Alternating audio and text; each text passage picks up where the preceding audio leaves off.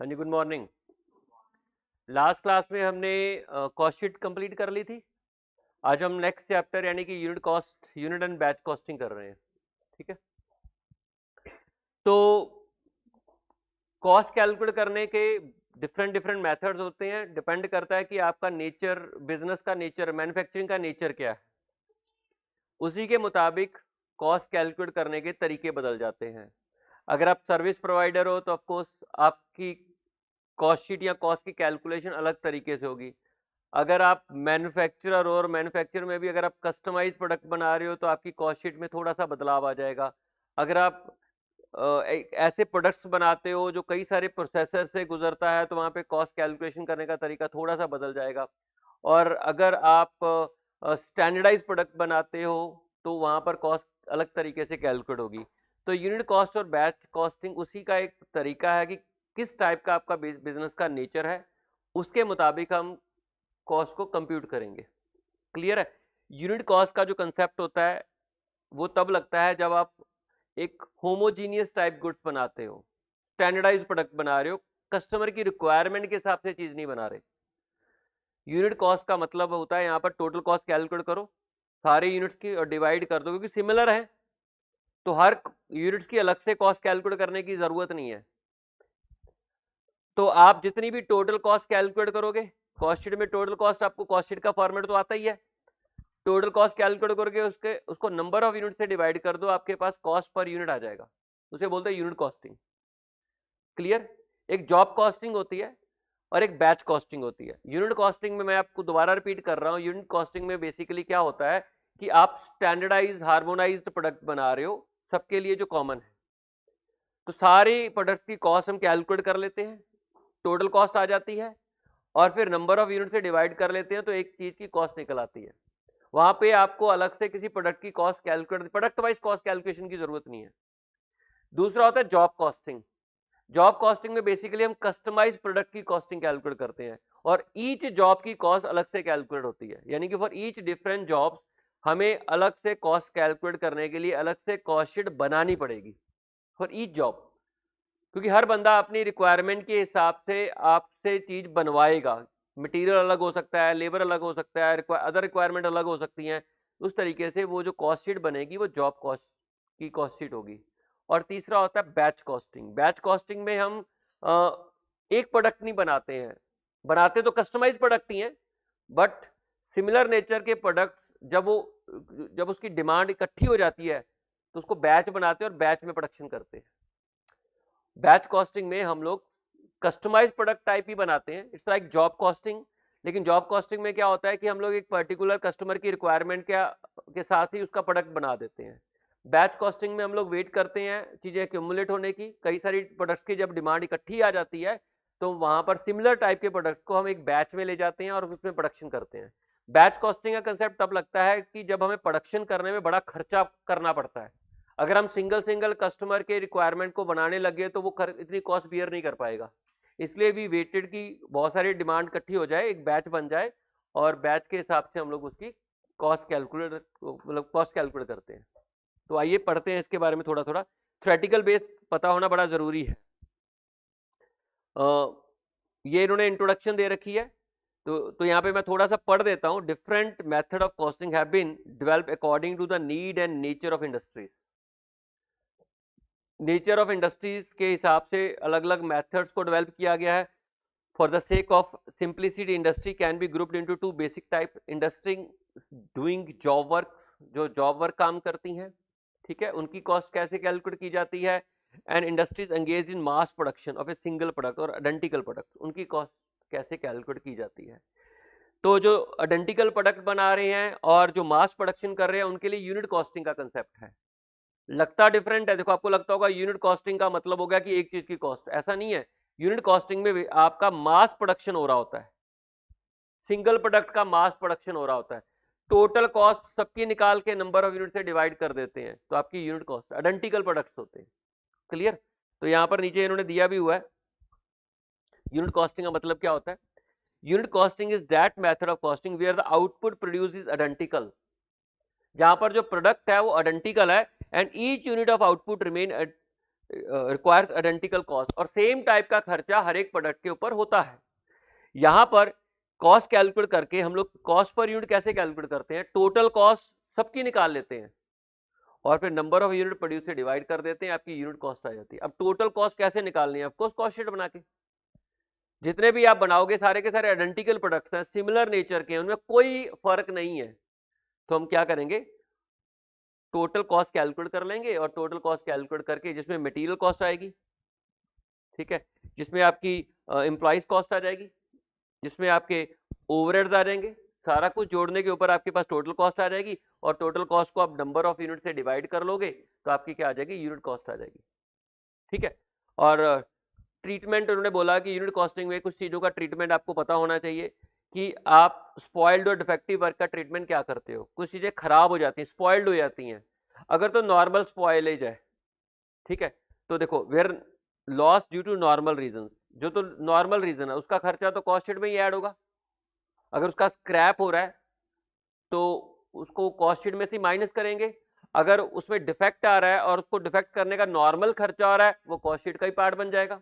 तीन चीजें बोली है मैंने कि अगर नॉर्मल रीजंस की वजह से लॉस हो रहा है तो वो कॉस्ट में ही ऐड होगा, उसको अलग से ट्रीट नहीं करेंगे।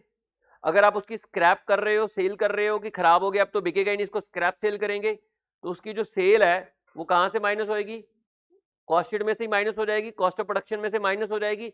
और अगर वो डिफेक्टिव है और उनको स्टैंडर्ड गुड्स में कन्वर्ट करने के लिए आपको कुछ खर्चा करना पड़ेगा, तो नॉर्मल लॉस यूनिट्स का जो खर्चा है वो भी आपका कॉस्ट शीट का ही पार्ट होगा, फैक्ट्री ओवरहेड में ऐड हो जाएगा, ठीक है। तो वही लिखा हुआ है कि व्हेन नॉर्मल, ये आपकी यूनिट कॉस्टिंग के लिए ट्रीटमेंट है जब गुड्स आइडेंटिकल होंगे। When normal rate of defective has already been establish, आपको पता है कि कितने डिफेक्टिव आएंगे, पर देखो जब चीज डिफेक्टिव की परसेंटेज गिवन हो ना, इसका मतलब वो नॉर्मल डिफेक्टिव है, वो आएगा ही आएगा, अनअवॉइडेबल है। नॉर्मल लॉस क्या होता है, अनअवॉइडेबल, जिसको आप अवॉइड नहीं कर सकते, और actual number of defective is with in the normal limit, उतने ही आए हैं। द कॉस्ट ऑफ रेक्टिफिकेशन, उसको ठीक करने का, डिफेक्टिव पैदा हो गए उसको ठीक करने का, और loss will be charge to entire output, अलग से चार्ज करने की जरूरत नहीं है, क्योंकि ये जो नॉर्मल लॉस होता है ये मटेरियल लेबर में ऑलरेडी शामिल होता है, क्योंकि जब आप इनपुट लगाते हो तो उसमें जो जो मटेरियल खराब होगा उसकी कॉस्ट भी, और जो लेबर उसके ऊपर लगेगी उसकी कॉस्ट भी बीच में जुड़ी हुई है, अलग से जोड़ने की जरूरत नहीं है। तो अगर आप कोई ट्रीटमेंट नहीं करोगे तो इसका मतलब आप नॉर्मल लॉस को कॉस्ट शीट में ट्रीट कर रहे हो। अगर उसका स्क्रैप आता है तो माइनस कर देंगे, अगर उसके डिफेक्टिव के ऊपर खर्चा आता है तो खर्चा और एडिशनल जोड़ देंगे। If on the other hand the number of defective units substantially exceed the normal limit, अगर वो बढ़ जाते हैं, मतलब नॉर्मल डिफेक्टिव 10% होने चाहिए थे, अगर आपने 1000 यूनिट्स का इनपुट लगाया है तो 100 यूनिट्स डिफेक्टिव होने चाहिए थे, आपके 150 हो गए, तो जो 50 यूनिट्स का डिफेक्टिव है उसको एबनॉर्मल, उसकी वैल्यू निकालेंगे, उसके ऊपर जो खर्चा आएगा वो एबनॉर्मल कॉस्ट होगी, और उसको कॉस्ट, उसकी सेल भी और उसके ऊपर गेन लॉस भी कॉस्टिंग पीरियड में जाएगा, वो कॉस्ट शीट का पार्ट नहीं होगा, ठीक है। द कॉस्ट ऑफ रेक्टिफिकेशन और loss beyond normal limits are written off in the costing profit and loss. और कहता है कि अगर loss due to abnormal reason है फिर तो सारे का सारा ही, in this case cost of rectification और loss is treated as abnormal cost and the cost of rectification और loss is written off as loss in costing profit and loss account. तो जो एबनॉर्मल लॉस यूनिट्स हैं उनको cost sheet से हटा लेंगे। सबसे पहला काम पता है क्या करेंगे, सबसे पहले ये देखेंगे जो एबनॉर्मल लॉस यूनिट्स हैं उसकी वैल्यू क्या है, कॉस्ट शीट में इंक्लूड होगी, वो वहां से हटा लेंगे, उसके ऊपर जो खर्चा आएगा, उसके ऊपर जो उसकी सेल करेंगे, प्रॉफिट लॉस आएगा, वो कॉस्टिंग पीरियड में ले जाएंगे। क्लियर है। तो इलस्ट्रेशन दे रखी है इन्होंने, कॉस्ट शीट बनाएंगे, कहते हैं following data relate to manufacture of standard product. Standard product का मतलब आपको यूनिट कॉस्टिंग लगानी है, आइडेंटिकल होंगे ना स्टैंडर्ड प्रोडक्ट। स्टैंडर्ड प्रोडक्ट का मतलब ये कि गुड्स आपके पास जो सामने है वो आइडेंटिकल है, वो सेम जैसे हैं, सिमिलर नेचर के हैं। ड्यूरिंग द 4 वीक एंडेड 28 फरवरी 2020, ठीक है। तो ये आपके पास रॉ मटेरियल कंज्यूम आ गया, डायरेक्ट वेजेस आ गई, और ये आपका फैक्ट्री ओवरहेड आ गया, उसके ऊपर ओपनिंग क्लोजिंग WIP नहीं है, और कोई खर्चा R&D वगैरह का, क्वालिटी कंट्रोल का, सेल ऑफ स्क्रैप का नहीं है, 10% वर्क कॉस्ट का ऑफिस ओवरहेड हो गए, सेलिंग 20 पर यूनिट हो गया और यूनिट प्रोड्यूस और सोल्ड इतने हो गए। तो टोटल करोगे, टोटल कॉस्ट आ जाएगी और फिर 10,000 से डिवाइड करोगे तो आपके पास क्या आ जाएगा, कॉस्ट पर यूनिट आ जाएगी। सिंपल है। ये देखिए ये क्या हुआ है, रॉ मटेरियल का खर्चा, वेजेस, आपकी प्राइम कॉस्ट आ गई, प्राइम कॉस्ट में मैन्युफैक्चरिंग ओवरहेड जोड़ दिए, वर्क कॉस्ट आ गया, वर्क कॉस्ट में आपने वर्क कॉस्ट और कॉस्ट ऑफ प्रोडक्शन सेम ही आएगा क्योंकि और कोई खर्चा नहीं है, ना ओपनिंग क्लोजिंग WIP है, ना आपका R&D का खर्चा है, ना क्वालिटी कंट्रोल का, ना प्राइमरी पैकिंग है, ना कोई administrative cost related to production है और ना ही कोई सेल ऑफ स्क्रैप है। तो यही आपकी जो वर्क कॉस्ट है ये क्या हो जाएगी, कॉस्ट ऑफ प्रोडक्शन हो जाएगी। और फिर इसमें आप क्या जोड़ोगे, इसमें ऑफिस के खर्चे 10% जोड़ दिए तो आपके पास कॉस्ट ऑफ गुड्स सोल्ड आ गया। अब ये basically cost of goods sold opening closing stock है नहीं फिनिश गुड्स का, तो कॉस्ट ऑफ गुड्स सोल्ड और फिर बाद में सेलिंग एंड ओवरहेड जोड़ेंगे तो कॉस्ट ऑफ सेल आ जाएगी और टोटल कॉस्ट आ गई। और टोटल कॉस्ट को जब आप डिवाइड करोगे 10,000 यूनिट से तो आपकी कॉस्ट पर यूनिट आ जाएगी। ठीक है, और फिर आप सेल कर दोगे, नॉर्मल, कुछ डिफरेंट नहीं है। उसके बाद ये बाद में देखते हैं, आगे चलते हैं। यूनिट कॉस्टिंग के बाद आती है बैच कॉस्टिंग। बैच कॉस्टिंग क्या है, बैच कॉस्टिंग में हम लोग कस्टमाइज प्रोडक्ट की बात करते हैं। कस्टमाइज प्रोडक्ट जब इकट्ठे हो जाते हैं, एक होती है जॉब कॉस्टिंग, होती है बैच कॉस्टिंग। मैं दोबारा रिपीट कर रहा हूं, एक जॉब कॉस्टिंग है, एक बैच कॉस्टिंग है। जॉब कॉस्टिंग में हम लोग सिंगल प्रोडक्ट को बनाते हैं, सिंगल प्रोडक्ट को कस्टमर के रिक्वायरमेंट के हिसाब से। बैच कॉस्टिंग में भी हम सेम जैसा ही काम करते हैं, बट क्या फर्क होता है कि उसको ग्रुप कर लेते हैं, उनमें सिमिलैरिटीज होती हैं, उनको इकट्ठा कर लेते हैं कि सेम जैसे प्रोडक्ट की जो डिमांड आएगी एक बैच बनाएंगे और फिर उस बैच में प्रोडक्शन करेंगे। ठीक है, batch costing is a type of specific order costing. Specific order का मतलब कस्टमर की रिक्वायरमेंट के हिसाब से होगा, स्टैंडर्ड नहीं है यहाँ पर, ये आइडेंटिकल प्रोडक्ट नहीं बनाएंगे। Where articles are manufacture in predetermined lots, पहले से डिसाइडेड होता है कि हम लॉट में बनाएंगे, नोन एज बैच। कि ग्रुप में जब आप प्रोडक्शन करोगे उसी को लॉट बोलते हैं, एक बैच बना लोगे उस बैच में प्रोडक्शन करेंगे उसी को तो लॉट बोलते हैं। Under this costing method the cost object for cost determination is a batch for production, हम बैच की कॉस्ट कैलकुलेट करते हैं रादर देन आउटपुट।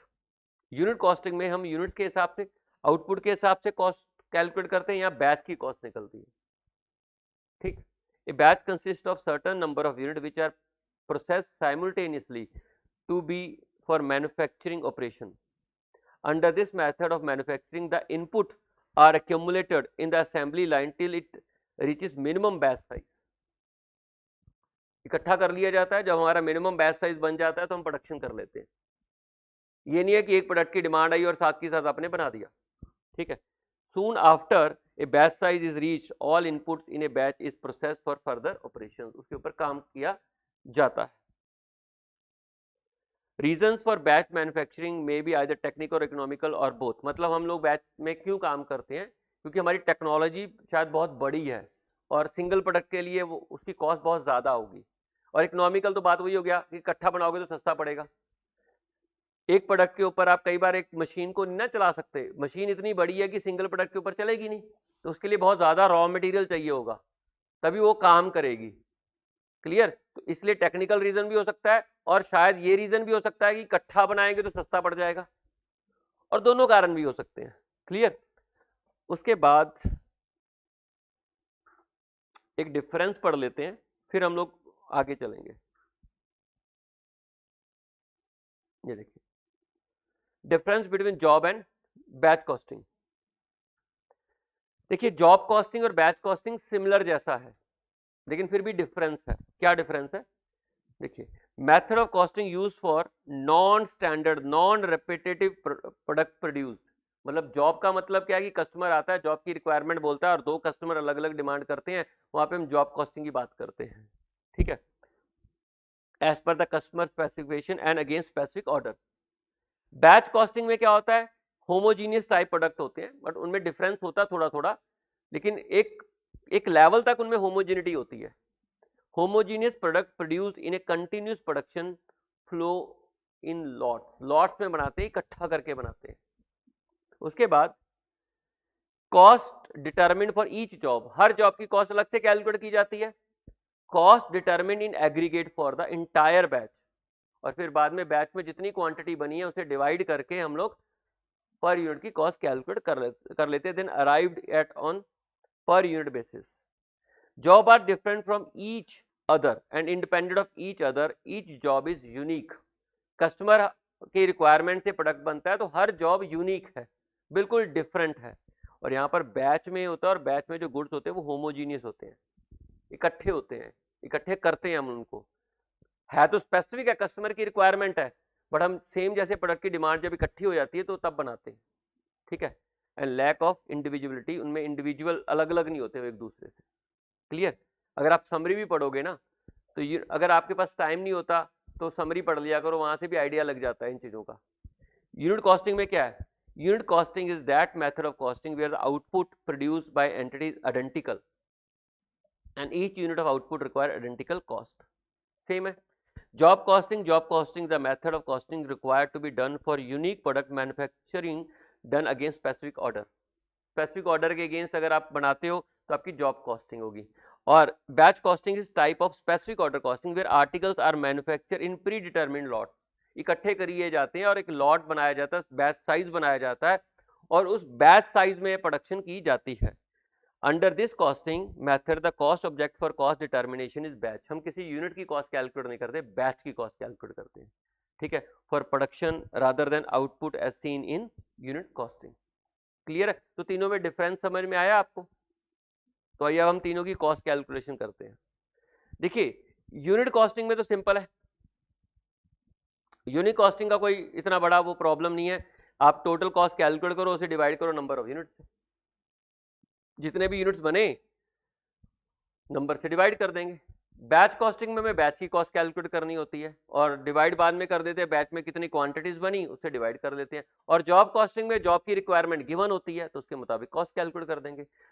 तीनों चीजों में बननी कॉस्ट शीट ही है और कोई फर्क नहीं है तीनों चीजों में. आपको कई बार क्वेश्चन आइडेंटिफाई नहीं हो रहा होता कि किस चीज का है. यूनिट कॉस्टिंग में आपको टोटल आउटपुट दिया हुआ होता है, उसकी कॉस्ट कैलकुलेट करनी है, नॉर्मली कॉस्ट पर यूनिट पूछ लेते हैं. ठीक है. बैच कॉस्टिंग में बैच की कॉस्ट पूछ लेते हैं या बैच साइज पूछ लेते हैं कि बैच साइज क्या होना चाहिए. ठीक है. कैसे बैच साइज कैसे कैलकुलेट करोगे, वो वाला टॉपिक इसमें रेलेवेंट हो जाता है. और जॉब कॉस्टिंग में कस्टमर की रिक्वायरमेंट गिवन होती है कि उसको ये चाहिए, उस पर इतना मटेरियल लगेगा, वो सिंगल जॉब की बात होती है तो वहां पे वो उसके मुताबिक निकाल देंगे. करना कैसे है, कॉस्ट शीट बना के कैलकुलेट करना है. ठीक है. तो इसमें एक इंपॉर्टेंट टॉपिक और भी है कि बैच साइज कैसे डिटरमिन करोगे. ठीक है. तो आइए उसको कर लेते हैं. डिटर्मिनेशन ऑफ बैच साइज, यहां देखते हैं एक मिनट.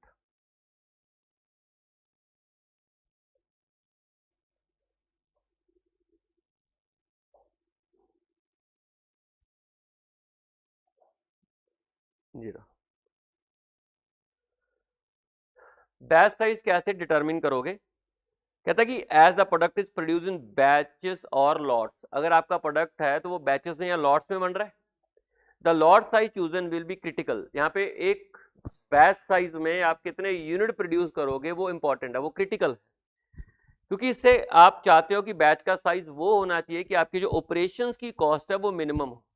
बैच बनाने का मकसद ही ये था कि हम इकोनॉमिकली चीजें बनाना चाहते हैं, कॉस्ट को कम करना चाहते हैं. तो हमारा बैच का साइज ऐसे निकलना चाहिए कि आपकी जो कॉस्ट है वो मिनिमम हो जाए. Primarily the total cost, production cost under batch दो चीजों में बटी हुई होती है. एक मशीन सेटअप कॉस्ट होती है जो जो जो प्रभावित होती है बैच साइज से. देखो आप उसी कॉस्ट को चेंज कर सकते हो जो रेलेवेंट होती है, जो बैच साइज से प्रभावित होती है. तो वो दो तरीके के खर्चे हैं जो बैच साइज से प्रभावित होते हैं. एक मशीन सेटअप कॉस्ट होती है, एक इन्वेंट्री होल्डिंग कॉस्ट होती है. मशीन सेटअप कॉस्ट का मतलब है कि मशीन को सेटअप करने का खर्चा आता है. जितनी बार आप प्रोडक्शन करोगे उतनी बार आपको मशीन सेटअप करनी पड़ेगी, बड़ी होगी. ठीक है. तो आपको इंजीनियर्स हायर करने पड़ेंगे या टेक्निकल स्टाफ की जरूरत पड़ती होगी एवरी टाइम अब जब नया सेटअप खड़ा करते हो. तो जितनी बार आप प्रोडक्शन करोगे आपको नए सेटअप की जरूरत होती है. तो इसलिए बैच साइज से ये जो सेटअप कॉस्ट है ये सीधा सीधा इन्फ्लुएंस होती है. अगर बैच साइज बड़ा होगा, अगर बैच साइज आपका क्या होगा बड़ा होगा तो ऑटोमेटिकली आपको कम सेटअप्स की जरूरत पड़ेगी, है ना। एक ही बार में ज्यादा बना लोगे, एक ही सेटअप में कम ज्यादा बन जाएगा। और अगर बैच साइज क्या होगा, छोटा होगा, तो आपको बार बार सेटअप तैयार करने पड़ेंगे, तो आपकी सेटअप कॉस्ट बढ़ जाएगी।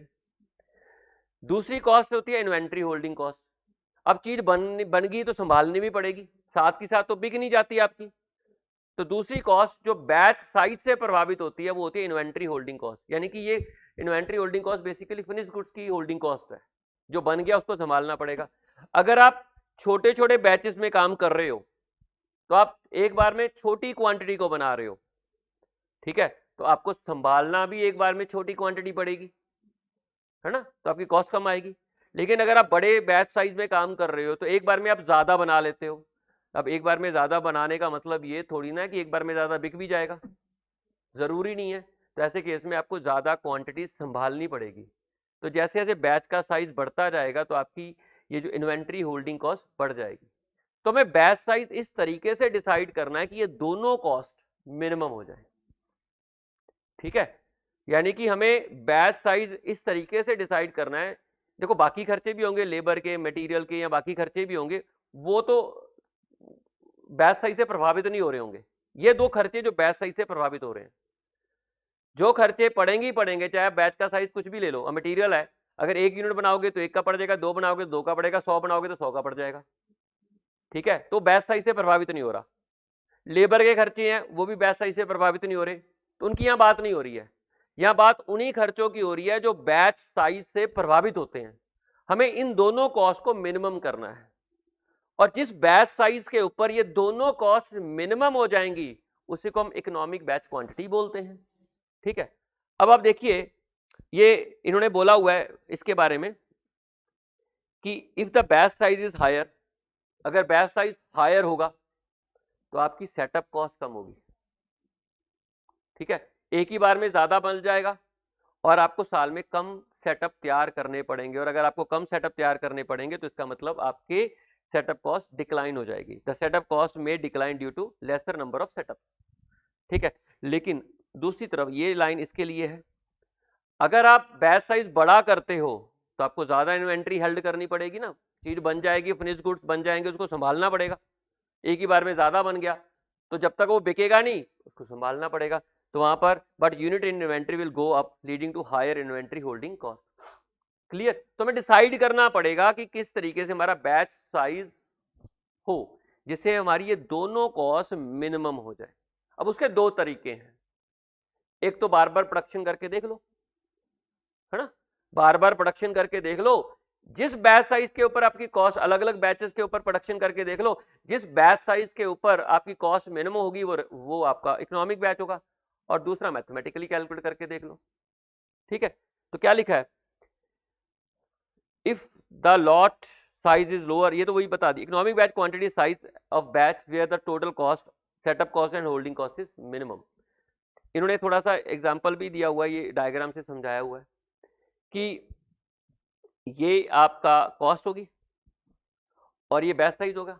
जैसे जैसे बैच साइज बढ़ रहा है देखो, वैसे वैसे अगर बैच साइज कम था तो आपकी सेटअप कॉस्ट देखो ऐसे बढ़ रही है, ये देखो बहुत बड़ी थी, क्योंकि आप छोटे बैच में काम कर रहे थे, आपके नंबर ऑफ सेटअप ज्यादा थे। जैसे जैसे आपका बैच साइज बढ़ने लगा, जैसे जैसे आपका बैच साइज बढ़ने लगा, आपकी देखो सेटअप कॉस्ट कम होने लगी है। और यहाँ पर देखो बैच साइज इतना बड़ा हो गया कि आपको एक ही सेटअप की जरूरत पड़ेगी, तो आपकी सेटअप कॉस्ट कम हो जाएगी। दूसरी तरफ अगर आपका छोटा बैच है, अगर आपका छोटा बैच है तो एक बार में कम बना रहे हो और एक बार में कम बना रहे हो, तो इसका मतलब क्या होगा कि आपकी इन्वेंट्री होल्डिंग कॉस्ट कम है। जैसे जैसे बैच साइज बढ़ा तो आपकी इन्वेंट्री होल्डिंग कॉस्ट बढ़ने लगी,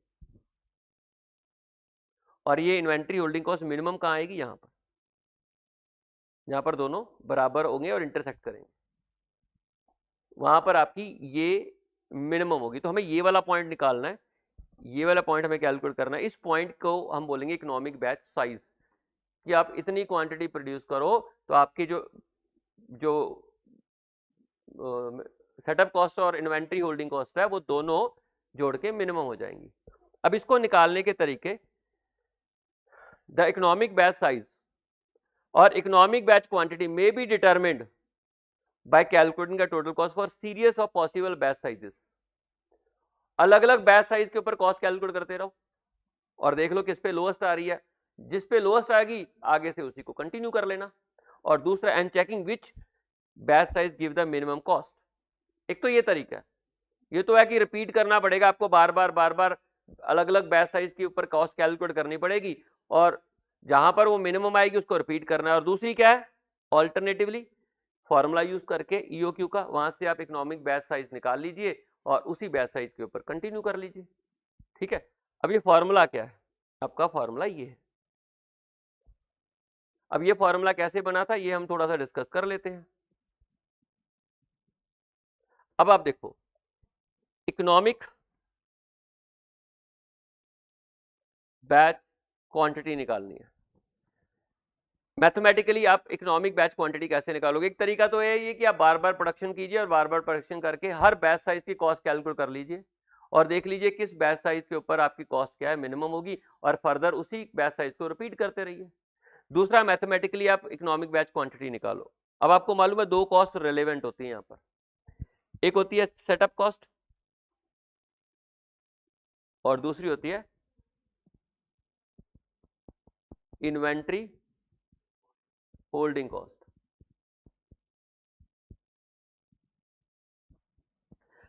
अब जो सेटअप कॉस्ट है उसको कैसे निकालते हैं? नंबर ऑफ सेटअप के हिसाब से कॉस्ट होगी, है ना? तो नंबर ऑफ सेटअप कैसे निकलेंगे? Number of setup into cost per setup, यही होगी setup cost. Number of setup और कॉस्ट पर सेटअप को जब आप मल्टीप्लाई करोगे तो आपकी क्या आ जाएगी? सेटअप कॉस्ट आ जाएगी। अब नंबर ऑफ सेटअप कैसे निकलेंगे? Annual requirement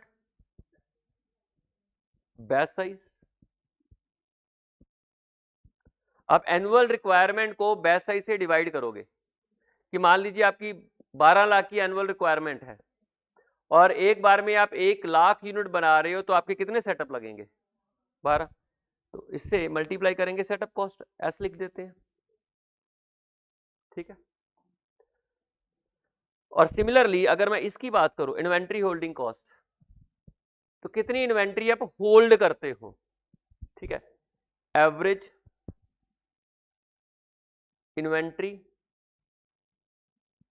holding hold into carrying cost per unit per annum. आप कितनी इन्वेंट्री होल्ड करते हो ऑन एन एवरेज, और एक इन्वेंट्री को होल्ड करने का पूरे साल का खर्चा क्या, मल्टीप्लाई कर दो, टोटल होल्डिंग कॉस्ट आ जाएगी। इन्वेंट्री का मतलब यहाँ पे फिनिश गुड्स की बात हो रही है, इन्वेंट्री से रिलेशन यहाँ पर फिक्स गुड्स है कि आप ऑन एन एवरेज कितनी इन्वेंट्री होल्ड करते हो और एक इन्वेंट्री को होल्ड करने का जो खर्चा है वो कितना है, मल्टीप्लाई करोगे तो टोटल होल्डिंग कॉस्ट आ जाएगी। ये दोनों मिनिमम तब होंगी जब ये बराबर होंगी। अगर आप डायग्राम में देखो ना, ये मिनिमम कहां पर है? जहां पर ये इंटरसेक्ट कर रहे हैं, जहां पर ये इंटरसेक्ट कर रहे हैं, और इंटरसेक्ट कहां कर रहे हैं? जहां पर ये बराबर है। तो अगर आप होल्डिंग कॉस्ट और कैरिंग सेटअप कॉस्ट को बराबर कर दो, इक्वेट कर दो, तो वहां पे दोनों मिनिमम आ जाएंगे। तो मैंने क्या किया, दोनों को बराबर कर दिया।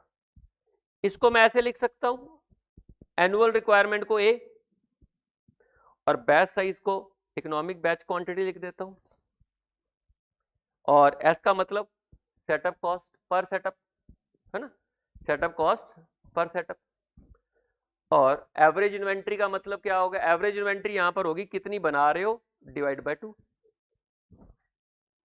एवरेज इन्वेंट्री होल्ड करोगे तो इतनी करोगे ना जितनी बना रहे हो डिवाइड बाय 2। ठीक है, और कैरिंग कॉस्ट को सी ट्रीट कर लेते हैं। एवरेज इन्वेंट्री क्लियर है ना, आप एक बार में कितनी बना रहे हो उसका एवरेज आप होल्ड करते हो पूरे साल। जब वो खत्म हो जाती है तो फिर प्रोडक्शन होता है, तब जब वो खत्म हो जाती है फिर से प्रोडक्शन हो रहा है। यानी कि आप जो होल्ड कर रहे हो वो एवरेज है, और एवरेज कैसे आएगी? जितनी आप एक बार में बना रहे हो उसको 2 से डिवाइड कर लो। और सी का मतलब हो गया, इसको सी लिख देते हैं। ठीक है, कैरिंग कॉस्ट एक प्रोडक्ट को कैरी करने का पूरे साल का खर्चा, मल्टीप्लाई करके टोटल कैरिंग कॉस्ट आ जाएगी। इक्वेट कर दिया अब आपने, और फिर ये आपके सामने ये आ गया into S EBQ into upon 2 into C, और ये मल्टीप्लाई हो गया, उधर जाके स्क्वायर हो गया, A into S into 2 upon C. ठीक है जी। Economic batch quantity is equal to 2 into A into S upon C का अंडर रूट। तो this is the formula for calculating economic batch quantity. इस तरीके से हमें पता चलेगा कि बैच का साइज क्या होना चाहिए।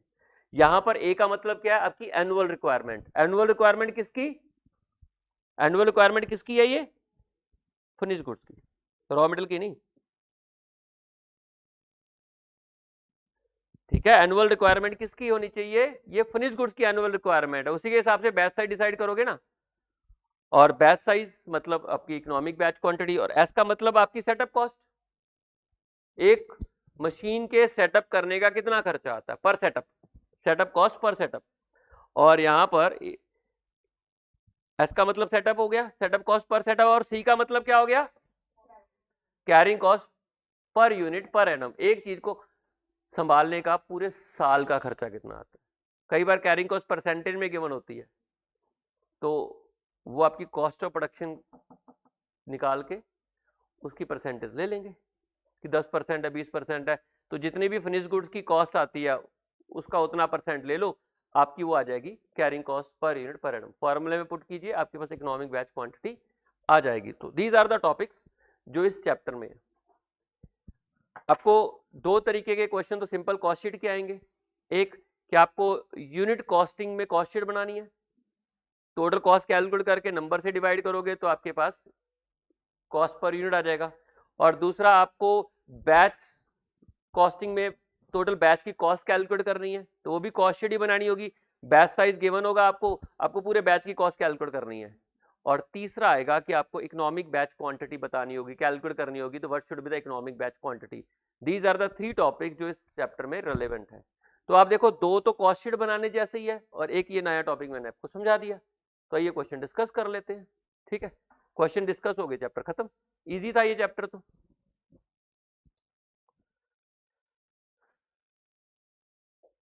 पहला क्वेश्चन हमारा हो गया।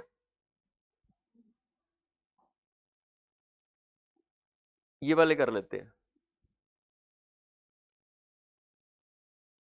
देखो, monthly demand for a product, product की मंथली डिमांड कितनी है, और निकालना क्या है, तो हमें चाहिए क्या, एनुअल। तो 12 से मल्टीप्लाई कर देंगे, तो 500 इंटू 12, 6000 हो गया। ये देखिए, नहीं ये नहीं, ये वाला 500 को 12 से मल्टीप्लाई करोगे तो आपकी एनुअल डिमांड फिनिश गुड की 6000 आ जाएगी। उसके बाद setting up cost per batch, setup cost आ गई 60 गिवन है, पर बैच यानी कि पर सेटअप है, ये क्या हो गया, आपकी एस होगी। और cost of manufacturing per unit, ये cost of production per unit है, cost of production per unit है। और आपका रेट ऑफ इंटरेस्ट कितना, 10%, यानी कि आपकी कैरिंग कॉस्ट 2 रुपए आ गई, है ना। कैरिंग कॉस्ट किस चीज की, संभालने का खर्चा। संभालने के खर्चे में ब्याज भी तो आएगा, है ना। जो पैसा आपने लगा दिया उस पर इंटरेस्ट लॉस भी तो हो रहा है ना, तो वो भी तो कैरिंग कॉस्ट का ही पार्ट है। तो इंटरेस्ट का मतलब है 10%। तो अगर 20 रुपए की चीज बन रही है तो 10% उस पर ब्याज है, तो 2 रुपए की कैरिंग कॉस्ट पड़ रही है आपको सीधा सीधा। तो ये 2 रुपए आ गया, ये आपका 2 तो चाहिए फॉर्मूले में, और ये क्या है आपका सेटअप कॉस्ट मल्टीप्लाई करके आप एक बार में 600 यूनिट बना दीजिए, तो वो आपका इकोनॉमिक बैच क्वांटिटी आ गया। Messrs KBC bearing limited is committed to supply 48,000 bearings. Bearings समझते हो क्या होते हैं, वो मशीनों में यूज होते हैं जिसकी वजह से वो घूमती हैं चीजें। ठीक है, 48,000 आपको पर एनम स्टार्ट सप्लाई करना है। ये 48,000 क्या है, एनुअल डिमांड है फाइनल प्रोडक्ट की। और इसकी it is estimated that it cost 1 as inventory holding cost per bearing per month.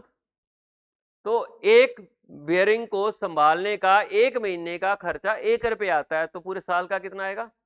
12 रुपये आएगा। तो आपकी क्या हो जाएगी? कैरिंग कॉस्ट 12 आ जाएगी। ठीक है, और एक सेटअप चलाने का जो खर्चा आता है वो 3200 है, तो आपको पर सेटअप की जो कॉस्ट आएगी वो 3200 आ जाएगी।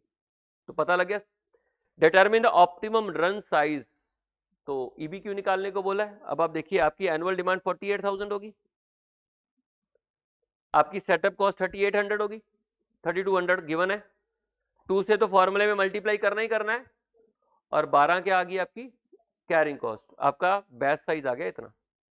State what would be the interval between two consecutive optimum run. देखिए कितनी बार प्रोडक्शन करना पड़ेगा आपको, पहले देखो आपकी एनुअल डिमांड कहता है कि 2 प्रोडक्शन में कितना समय का गैप है, कितने समय बाद आप दूसरा प्रोडक्शन स्टार्ट करते हो। तो आपको एनुअली 48,000 यूनिट चाहिए, एक बार में आप 5060 बना रहे हो, तो कितनी बार बनेंगे बताना जरा, डिवाइड करके 9.49 यानी कि 10 बार बनेंगे अप्रोक्सीमेटली। अगर साल में 10 बार बनेंगे तो कितनी देर बाद बनेंगे? 36 डेज के बाद। तो एवरी 36 डेज के बाद आपको नया प्रोडक्शन लाना पड़ेगा। 365 डेज है तो 10 से 36.5 डेज के बाद आपको नया प्रोडक्शन करना पड़ेगा। ठीक है, minimum inventory cost, minimum inventory cost का मतलब यहां पर क्या पूछा है? Holding cost at EBQ. ठीक है, तो आइए, आप इतनी संभाल रहे हो एवरेज इन्वेंट्री, और एक इन्वेंट्री को संभालने का 12 रुपए का खर्चा है, 12 से मल्टीप्लाई कर दो। ठीक है, आपकी होल्डिंग कॉस्ट पूछी है उसने, तो बेसिकली होल्डिंग कॉस्ट क्या है कि आप कितनी इन्वेंट्री संभाल रहे हो और मल्टीप्लाई कर दो। एक इन्वेंट्री को संभालने का खर्चा 12 रुपए पड़ रहा है, 12 से मल्टीप्लाई करके आपके पास मिनिमम इन्वेंट्री होल्डिंग कॉस्ट आ गई। उसके बाद नेक्स्ट, कंपनी के पास annual demand for from a single customer. इस चैप्टर में ये वाला टॉपिक सबसे ज्यादा इंपॉर्टेंट है। ठीक है, यही कवर होता है ज्यादातर इस चैप्टर में से। आया था पेपर में, वो मटेरियल से आया होगा, मटेरियल से आया होगा, वो सिमिलर टॉपिक ही है। वो रॉ मटेरियल की बात हो रही होती है या फिनिश गुड की बात हो रही है, दोनों टॉपिक सेम जैसे। A company has annual demand for from a single customer 50,000 litre of 50,000 litre of a paint product. Paint product का 50,000 लीटर है। The total demand can be made up of a range of color to be produced in a continuous production run, after which a setup of the machinery will be required to accommodate the color change। एक particular colour में आप एक बार production करते हो, बाद में नया setup बनाना पड़ता है अगर कलर चेंज आता है तो। The total output of each colour will be stored and then deliver to customer as a single load immediately before production of the next colour commence. बाद में उसको दे देते हैं, मतलब जो बनता है उसको स्टोर कर लेते हैं, और जैसे नया प्रोडक्शन शुरू होने वाला होता है तो पुराने को सप्लाई कर देते हैं। सेटअप कॉस्ट 100 पर सेटअप है। Service is supplied by an outside company as required. Holding cost are incurred on rented storage space which cost 50 per square metre per annum, और each square metre can hold 250 litre suitably stacked. मतलब आप देखिए 50 को 250 से divide करोगे तो पर litre की होल्डिंग कॉस्ट आ जाएगी। अब देखो ना, 50 स्क्वायर मीटर है, रेंट पड़ रहा है आपको, होल्डिंग कॉस्ट के बारे में बात हो रही है कि 50 स्क्वायर मीटर आपको रेंट पड़ रहा है, और उस स्पेस में आप 250 लीटर स्टोर करके बैठे हो, तो 1 लीटर की होल्डिंग कॉस्ट ये किस, 1 मिनट, और एक और चीज, ये पर एनम है। पूरे साल के आपके उस स्पेस के खर्चे, 1 स्क्वायर मीटर के जो खर्चे हैं वो 50 रुपीज है, और उस स्क्वायर मीटर में आपने 250 लीटर को हेल्ड किया हुआ है, तो 1 लीटर का खर्चा चाहिए होता है ना हमें, बताओ कितना? 0.2। ये आपकी होल्डिंग कॉस्ट आ गई। और आपकी सेटअप कॉस्ट क्या चाहिए? सेटअप कॉस्ट उन्होंने बता ही दिया, यहां पर देखिए, ये आपकी सेटअप कॉस्ट है, एक सेटअप तैयार करने का खर्चा 100, और आपकी एनुअल रिक्वायरमेंट गिवन है 50,000। तो आपको एनुअल रिक्वायरमेंट चाहिए होती है, सेटअप कॉस्ट चाहिए होता है, और आपको इन्वेंट्री होल्डिंग कॉस्ट चाहिए होती है। तो अब रिक्वायरमेंट देख लो, calculate the total cost per year which where batches में range from 4,000 to 10,000 litre in multiple of 1,000 liter and hence choose the production batch size which will minimize the cost। ये उनको फॉर्मूला लगाने को नहीं बोल रहे हैं, ये फॉर्मूला लगाने को नहीं बोल रहे हैं, ये बोल रहे हैं कि 4000 से लेके 10,000 तक हर बैच साइज की कॉस्ट कैलकुलेट कर लीजिए, और जहां पर मिनिमम आएगी वो आपका इकोनॉमिक बैच है। दो तरीके हैं ना, एक तो फॉर्मूला लगाओ, एक चेक कर लो। तो 4000 से शुरू करेंगे, 4000 के ऊपर एक बार में आपके कितने यूनिट्स बनते हैं? एक minute. Range from 4000 to 1000 litre where batch. अच्छा, एक बार में 4000 यूनिट्स बनेंगे, तो आप देखो 50,000 को 4 से डिवाइड करोगे तो कितना आएगा, कितने बैचेस बनेंगे? 12.5, 12.25 लगा लो। तो आपने 12.25 लेना है, कई बार राउंड ऑफ कर देते हैं, ठीक है, तो आप 12.5 बैच हो गए।